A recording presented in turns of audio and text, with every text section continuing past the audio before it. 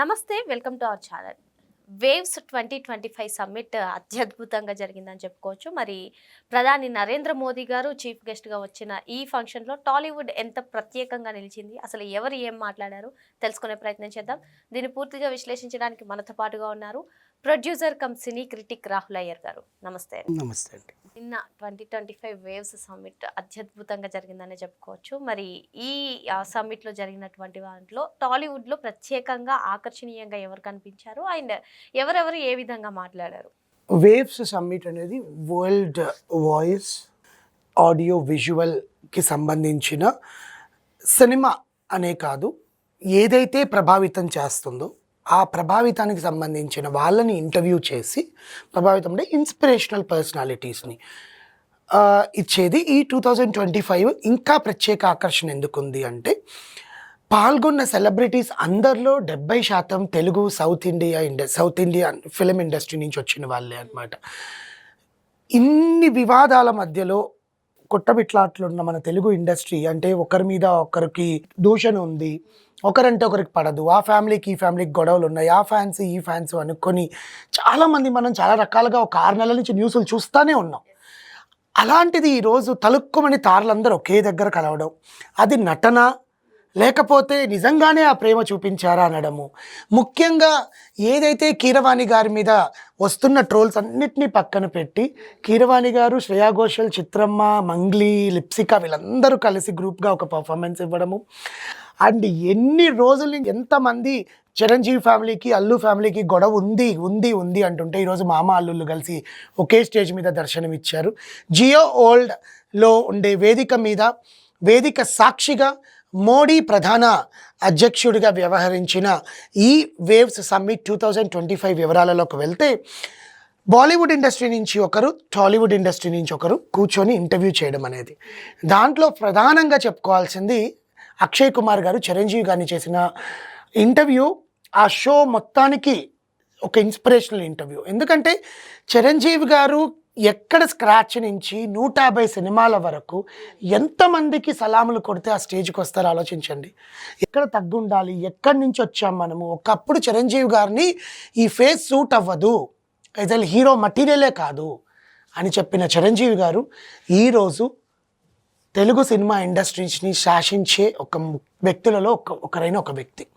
ఆయన ఇన్స్పిరేషనల్ జర్నీని చెప్తూ ఉంటే అక్షయ్ కుమార్ కళ్ళలో నీళ్ళు తిరిగిపోయాయి.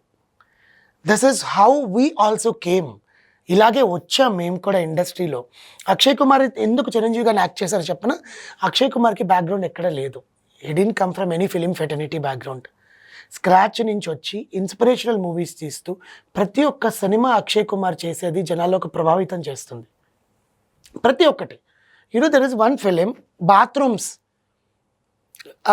ఉండవు ఆ ఊర్లో. అలాంటి ఫిలిం జనాల్లోకి బాత్రూమ్స్ ఎంత ఇంపార్టెంట్ అని చెప్పడం ఒకటి. అండ్ రీసెంట్గా రైడ్ 2 అనేది రిలీజ్ అయింది. దానికి ముందు రైడ్ చేసింది అజయ్ దేవగన్. ఆ రైడ్ సినిమాని ప్రొడ్యూస్ చేసింది అక్షయ్ కుమార్. అండ్ అక్షయ్ కుమార్ చేసిన ఓ మై గాడ్ 2 రెండు శివుడి పాత్రలో అక్షయ్ కుమార్నే ఊహించుకొని పెట్టుకోవాలి అన్నది. Because the journey where Akshay Kumar started which is related to Chiranjeevi గారు. వాళ్ళిద్దరు ఇంటర్వ్యూ చేసేటప్పుడు ఆ మైండ్ సెట్ ఒకేలా ఉంటుంది. ఇప్పుడు చిరంజీవి గారి గురించి నాకు తెలియని విషయాలు చాలా ఉంటాయి. అండ్ నేను ఇంటర్వ్యూ చేసేటప్పుడు అవి నేను అడగలేను. కానీ అదే జర్నీలో మేమిద్దరం వచ్చామనుకోండి, ఒక మనిషిని ఆపోజిట్లో పర్సన్, ఇద్దరం కలిసి ఒకే మైండ్ సెట్తో వచ్చామనుకోండి, ఆ జర్నీ ఇన్స్పిరేషన్ మనకు కూడా తెలుసు. అవును కదా, మనం కూడా ఇలాగే చాలామంది నుంచి బయటకు వచ్చాము, చాలామంది మనల్ని తొక్కేయాలని ట్రై చేశారు, ఎక్కడో చెట్ల కింద ఉండి మేకప్లు వేసుకునే వాళ్ళము. That is what his inspirational journey. Stadium ఏదైతే ఆ హాల్ ఉంటుందో హాల్ లేచి చప్పట్లు కొట్టారు చిరంజీవి ఇన్స్పిరేషనల్ జర్నీకి. నెక్స్ట్ మాట్లాడుకోవాల్సింది ప్రధాని మోడీ ప్రసంగన. ఈ కార్యక్రమానికి షారుఖ్ ఖాన్ వ్యాఖ్యాతగా వహించారు. షారుఖ్ ఖాన్ అందరికీ, అక్కడ వచ్చిన వాళ్ళందరికీ తల వంచి శిరస్సు వంచి నమస్కారాలు చేశాడు. Because this is what me. Shahrukh Khan is not from Shahrukh Khan nepotic kid కాదండి. షారుఖ్ ఖాన్కి అసలు బ్యాక్గ్రౌండే లేదు. అక్కడి నుంచి పైకి వచ్చి మీ అందరి వల్లనే నేను ఉన్నాను, మీ అందరికీ నా అభివందనలని తల వంచి నమస్కారం చేసుకున్నాడు. నెక్స్ట్ నాగార్జున గారు స్టేజ్ మీదకి వచ్చి షారుఖ్ ఖాన్ నాగార్జున గారు ఇంటర్వ్యూ చేశారు. యాక్చువల్గా నాగార్జున గారు మాట్లాడుతూ ఈ వేవ్స్ సమ్మిట్ 2025లో ప్రత్యేక ఆకర్షణగా ఏంటంటే అక్కినేని నాగేశ్వరరావు గారి స్టాంప్ని విడుదల చేశారు లాస్ట్ బిఫోర్ ఇయర్ 2023. ఈ ఇయర్లో పి భానుమతి గారి స్టాంప్ రిలీజ్ చేస్తున్నారు. అంటే స్టాంప్ వాళ్ళది ఫోటో ఉంటుంది స్టాంప్ మీద. అలా దాంట్లో తెలుగు సినిమా ఇండస్ట్రీ పాల్గొనడము, బికాజ్ చాలామంది ఉన్నారు కదా దాంట్లో, భానుమతి గారిదే రిలీజ్ చేయాలని లేదుగా. ఆ ఆనందం ఇంకా రెట్టిప్పైంది. అండ్ నా ఫ్రెండ్స్ అందరినీ నేను కలుసుకోవడం చాలా, బికాజ్ ఆయన ఇప్పుడు కొంచెం ఆయనకుండే వివాదాలలో, ఆయన హైదరాబాద్లో ఆయన ఇన్కన్వెన్షన్ పోయింది, కొడుకు పెళ్ళిళ్ళు, సినిమాలు ఫ్లాప్ అవుతున్నాయి, సినిమాల్లో బిజీ అయిపోయాడు, బిగ్ బాస్లో ట్రోల్స్ వస్తున్నాయి, ఇన్ని పక్కన పెట్టి ఈరోజు ఆయన అందరినీ కలుసుకోవడం, ఆయన ముఖంలో ఆనందం రావడం. ఎందుకంటే నాగార్జున గారు యాడ్స్ ఇచ్చుకోవడం కానీ ఇవన్నిటికీ కొంచెం దూరంగా ఉంటున్నారు, అంటే మీడియాలో ఎక్కువ కనిపించట్ల. మన రిలీజ్ అయిన కుబేరాలో కూడా ధనుష్ సాంగ్ రిలీజ్ అయింది కానీ నాగార్జున గారిని ఎక్కడ చూపించలేదు దాంట్లో.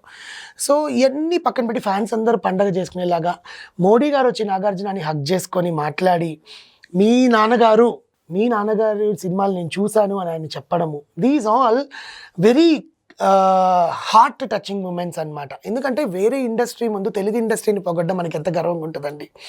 దట్టు ఆయన మాట్లాడుతూ చిరంజీవి గారి ఇన్స్పిరేషన్ జర్నీ గురించి మాట్లాడారు, అల్లు అర్జున్ గురించి మాట్లాడారు, తెలుగు సినిమా స్థాయిని పెంచిన రాజమౌళి గురించి మాట్లాడారు. ఆయన మనసులో మాటలన్నీ, బికాస్ వాళ్ళకి ఎక్కడ ఎలా మాట్లాడాలనేది తెలుస్తుంది అనమాట. మనకి ఇక్కడ ఎట్లా మాట్లాడాలి, అక్కడ ఎలా మాట్లాడాలనేది. సో దాన్ని బేస్ చేసుకుని వాళ్ళు చెప్పిన ఇన్ఫర్మేషన్ అనేది మోడీ గారికి కూడా సంతోషం వచ్చి, మోడీ గారు లేచొచ్చి ఆయన ఇచ్చిన ప్రసంగనలో Telugu cinema is the number 1 cinema, RRRని తీసుకొని వెళ్ళి ఆస్కార్ లెవెల్లో కూర్చోపెట్టింది, రాజమౌళికి నా ప్రత్యేక అభినందనలు, నేను మళ్ళీ కలుస్తాను రాజమౌళి గారిని అని చెప్పడము ఆయన. నెక్స్ట్ RRR గురించి 2-3 వాక్యాలు చెప్పి మళ్ళీ అక్కినేని నాగేశ్వరరావు గారి గురించి చెప్పడం, చిరంజీవి గారి గురించి చెప్పడము, పవన్ కళ్యాణ్ గారి గురించి మళ్ళీ వేవ్స్లో మాట్లాడడము, మా deputy CM, Andhra deputy CM Pawan Kalyan garu కూడా ఈ ఇండస్ట్రీకి సంబంధించిన వ్యక్తి అని చెప్పడము, బాలకృష్ణ గారికి పద్మభూషణ్ అవార్డు వచ్చిన విషయాన్ని ప్రసంగించడము, ఎవ్రీథింగ్. ఆ వేవ్స్ సమ్మిట్లో తెలుగు కోసమే పెట్టారా అంటే ఈ స్పోక్ సచిత్రిత్ రే గురించి మాట్లాడారు, మహమ్మద్ రఫీ గురించి మాట్లాడారు, ఇవన్నీ గురించి చెప్పినా కూడా తెలుగు సినిమా గురించి ప్రసంగించడం అనేది ఎంత గొప్ప విషయం అండి, అవునా? సో సెకండ్ థింగ్, ఏదైతే మోడీ గారి ప్రసంగం అయిపోయిన తర్వాత చిత్రమ్మ గారు పాడిన పాటలు బాబా చెవులకి ఎంత వినసంపుగా ఉన్నాయో, అది అయిన వెంటనే TV9 CEO వరుణ్ దాస్ గారు అల్లు అర్జున్ గారిని ఇంటర్వ్యూ చేశారు. ఇక్కడ ఏంటంటే చిరంజీవి గారు ముందున్నారు, ఆయన గురించి అల్లు అర్జున్ గారు చెప్తారా లేదా, that is the big point. అక్కడ ఉన్నాడు ఆయన ముందు, మెగా వర్సెస్. ప్లస్ ఏంటంటే నేను ఎప్పుడు వాళ్ళ గురించి మాట్లాడను అని ఒక వార్తతో స్టార్ట్ అయింది. ఎందుకంటే ఆయన వెళ్ళిన ఫంక్షన్ వేరేది, ఆయన అక్కడికి వచ్చిన వాళ్ళ గురించి మాట్లాడాలి. అదేదో ఈయన సినిమా ఆడియో ఫంక్షన్లో వాళ్ళ గురించి చెప్పమంటే ఆయన చెప్పనని ఉంటే అది అబద్ధం అయి ఉండేది. కానీ అల్లు అర్జున్ గారు వాళ్ళు వెళ్ళిన ఫంక్షన్లో పవన్ కళ్యాణ్ గురించి చెప్పండి అని పెద్దగా అరుస్తుంటే నేను చెప్పను బ్రదర్ అన్నాడు అనమాట ఆయన. బికాజ్ వచ్చిన ఫంక్షన్ అది కాబట్టి ఆ సిచ్యువేషన్ అలాంటిది. అప్పటి నుంచి ఈ రోజు వరకు కూడా చిరంజీవి గారి గురించి అల్లు అర్జున్ మాట్లాడిందే లేదు. సో ఆయన వెళ్ళి వాళ్ళ పవన్ కళ్యాణ్ గారికి ఇంటికి వెళ్ళి వాళ్ళ భార్యని వాళ్ళ బిడ్డని పరామర్శించి అక్కడ కాసేపు ఉండి భోజనం చేసినాడు. ఇవన్నీ ఏంటంటే మళ్ళీ వాళ్ళిద్దరి మధ్యన ఏ గొడవలు లేవు అని అనుకునే స్థానానికి వచ్చేసాం. ఈరోజు స్టేజ్ మీద అల్లు అర్జున్ గారు మాట్లాడతారా లేదా? వరుణ్ దాస్ గారు కూడా TV9 ఆయన CEO, ఆయనకు తెలుసు న్యూస్ ఎట్లా అడగాలి అనేది, డైరెక్ట్గా సంధించేశారు క్వశ్చన్. మీరు మీ ఈ సినీ ప్రస్థానం గురించి ఒక్క మాటలో చెప్పాలంటే ఏం చెప్తారు అంటే అల్లు అర్జున్ గారు ఇంకా డిప్లొమాటిక్గా నేను 2 మాటల్లో చెప్తాను అని. మా తాతగారు అల్లు రామలింగయ్య గారు 1000 సినిమాల్లో నటించారు, మా నాన్నగారు అల్లు అరవింద్ గారు 70 సినిమాలు నిర్మించారు, మా మామ మెగాస్టార్ చిరంజీవి గారి ఇన్స్పిరేషన్తో నేను వచ్చాను, ఆయన తెలుగు సినిమా ఇండస్ట్రీలో మెగా ఫ్యామిలీకి అంటూ ఆయనకు ఒకటి ఇమేజ్ ఉంది, నేను నా ఫ్యాన్స్ నన్ను నా నటనని ఆదరించారు కాబట్టి నేను పుష్ప స్థాయిలో నేషనల్ అవార్డు గెలుచుకున్నాను అని చెప్పకనే మామని సపోర్ట్ చేస్తూ ఆడియన్స్ని కూడా ఇబ్బంది పెట్టకుండా ఆడియన్స్ వల్లనే నేను పైకి వచ్చాను. ఎందుకంటే అది ఎవరైనా ఒప్పుకుంటారు, ప్రేక్షక దేవులు లేకపోతే ఏ సినిమా హీరో పైకి రాడండి, మనం చూస్తేనే కదా వాళ్ళు పైకి వస్తారు, సింపుల్. సో చిరంజీవి గారు కూడా దానికి ఒప్పుకుంటారు. ఇప్పుడు ఆయన పేరు చెప్పకపోతే అది వేరే వివాదం అయి ఉండేది. మా మామగారి సపోర్ట్ ఇన్స్పిరేషన్ అన్నాడు. అంటే ఆయన ఇన్స్పిరేషన్ వల్లనే నేను వచ్చాను, ఆయనను చూసి నేను డాన్స్ నేర్చుకున్నాను. ఆయన చాలా సందర్భాల్లో చెప్పారు ఇక్కడ నేను అల్లు అర్జున్ని పొగడ్డం అని కాదు, ఎక్కడి నుంచి వచ్చాము అని మర్చిపోయాడు అని చాలామంది మాట్లాడుతున్న వాళ్ళకి ఆయనకు సింపుల్గా ఆన్సర్ ఇచ్చారు. ఎందుకంటే ఏజ్ పెరుగుతున్న కొట్టి ఆ వ్యక్తిత్వం అనేది పెరుగుతుంది. But even though people talk about his attitude, people talk about his behaviour, అది ఆయన వ్యక్తిగత విషయం. ఆయన ఎలా ఉంటాడో, ఆయన ఎలా పెరిగాడో ఆయనకు సంబంధించిన విషయం. మనం దాన్ని క్వశ్చన్ చేయడానికి ఉండదు. ఆయన ఏ స్టేజ్ నుంచి ఇక్కడికి వచ్చాడా అనే దాని గురించి మాట్లాడుకొస్తే, చిరంజీవి గారి ఇన్స్పిరేషన్ వల్ల వచ్చారని చాలాసార్లు చెప్పారు. నా అల్లుడు అని చిరంజీవి గారు మాట్లాడతారు.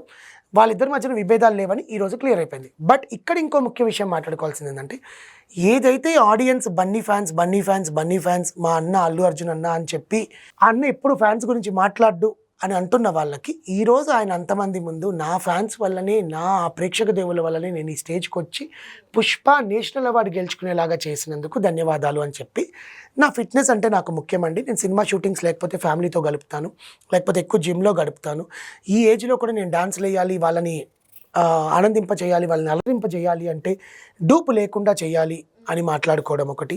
డూపు లేకుండా చేయాలని దాంట్లో నేను ఒక పాయింట్ చెప్తాను.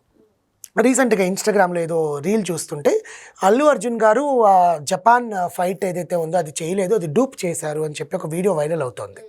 అది యాక్చువల్గా అల్లు అర్జున్ గారు చేసిన ఫైట్ని వాళ్ళు ఎవరైతే జపనీస్ వాళ్ళు ఉంటారో ఆ జపనీస్ వాళ్ళు ముందు ట్రయల్ షాట్స్ చూపిస్తారు. ఆ ట్రయల్ షాట్స్ చూపించే తర్వాత అల్లు అర్జున్ గారు చేస్తారు. అది డూప్ కాదు. ఆ ట్రయల్ షాట్స్ ఆయన తల కట్టుకోవడము, ఇట్లా తల తిరగడం, ఎందుకంటే అవన్నీ చూస్తేనే అల్లు అర్జున్ గారు చేయగలరు. కొన్నిటికి రోప్ షాట్స్ ఉంటాయి, అంత పైకి వెళ్ళి తీసుకురావడానికి కొన్ని ఖచ్చితంగా రోప్ షాట్స్ ఉంటాయి, కొన్నిటికి డూప్ పెడతారు, ఎందుకంటే ఆయన హీరో. ఒకవేళ ఏదైనా తేడా వచ్చి ఎక్కడైనా ఏదైనా అయ్యిందనుకోండి, ఆయన హెల్త్కి కానీ ఆయన బాడీకి కానీ ఏదైనా అయితే ఇంకా జీవితాంతం దాన్ని అనుభవించాలి. దాన్ని కూడా ట్రోల్ చేస్తున్నారు చూడండి. కొంచెమైనా కామన్ సెన్స్ అది. ఒక హీరో ఏదైనా తగలడానికి చోట ఏదైనా దెబ్బలు తగిలి డైరెక్టర్లు ప్రొడ్యూసర్లే వద్దంటారు. సార్ మీకు స్టంట్ మాస్టర్ చెప్తాడు, సార్ మీకు డూప్ ఉన్నారు, డూప్ చేస్తారు. డూప్కి ఏంటంటే ఎక్కడ ల్యాండ్ అవ్వాలి, ఎక్కడ దిగాలి, ఎట్లా ఉంటుంది అనేది వాళ్ళు ముందే అగ్రిమెంట్ మీద సైన్ చేసి ఉంటారు. సో ఇది నేను ఎందుకు పెట్టుకానంటే, అల్లు అర్జున్ గారు చేయకుండా సినిమా వాళ్ళని బురిడీ కొట్టిస్తున్నారు అని మాట్లాడిన దానికి ఇది ఒక పాయింట్ అన్నమాట. సో అల్లు అర్జున్ గారు ఏదైతే ఈరోజు మాట్లాడారో అది ఒక చర్చనీయాంశంగా కాకుండా ఆనందంగా మెగా ఫ్యామిలీకి, అల్లు ఫ్యామిలీకి ఎటువంటి గొడవలు లేవు, చిరంజీవి గారి పేరు ఈరోజు గుర్తు తెచ్చుకున్నారు అని అందరూ ఆనందింపజేసేలాగా మాట్లాడాడు. వేవ్స్ సమ్మిట్ 2025లో మెయిన్ హైలైట్స్గా మన తెలుగు సినిమా ఇండస్ట్రీ రావడం అనేది చాలా ఆనందింపజేయాల్సిన విషయము. ఎందుకంటే ముందు రోజు బాలకృష్ణ గారి పద్మభూషణ్, పక్క రోజు వేవ్ సమ్మిట్ 2025లో అందరూ తారలు వచ్చి రావడము, కీరవాణి గారి మీద ఉండే అపోహలన్నీ కూడా అక్కడ పోవడము. ఎందుకంటే అక్కడికి అందరినీ ఆహ్వానిస్తారు. నాగచైతన్య, శోభితా ధూళిపాల కూడా చాలా ప్రత్యేక ఆకర్షణగా కలిశారు. నాగార్జున మామ కోడలతో వెళ్ళడము, శోభితా ధూళిపాల బేబీ మామతో కనపడము, ఇవన్నీ కూడా ఒక ఆనందింప చేయాల్సిన విషయంగా మనం భావిస్తూ నెక్స్ట్ వార్తల్లోకి నెక్స్ట్ రోజు చూద్దాం. మరో అంశంతో మళ్ళీ కలుద్దాం. Thank you.